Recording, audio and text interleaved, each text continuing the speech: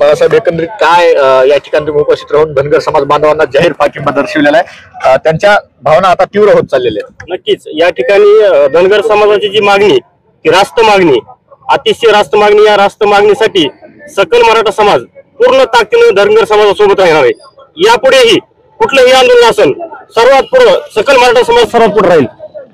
मराठा आंदोलक जे होते दत्ताभाऊ गव्हाणे यांनी सुद्धा असं मनोगत व्यक्त करताना सुचवलं आहे की ज्या ठिकाणी मराठा समाज बांधवांनी मुंबईमध्ये जाऊन आंदोलन केलं त्याच ताकदीनं त्याच क्षमतेनं मराठा समाज बांधव धनगर समाजासोबत त्या ठिकाणी उपस्थित राहील। धनगर समाज बांधवांना नेतृत्व करावं आणि मुंबईकडे मोर्चा वळवावा। नक्कीच योग्य ते आज धनगर समाजाने गावखेड्यामध्ये जाऊन गावागावात जाऊन जे धनगर समाज आहे गावखेड्यातला त्यांना जागृत करून ह्या आरक्षणाचं महत्त्व पटवून देण्याचं काम या धनगर समाज बांधवांनी करावे आणि वेळप्रसंगी गावागावात जाण्यासाठी आम्हाला देखील त्यांना सोबत घेऊन जावं। आम्ही सांगू की ही रास्त मागणी आता नाही तर कधीच नाही।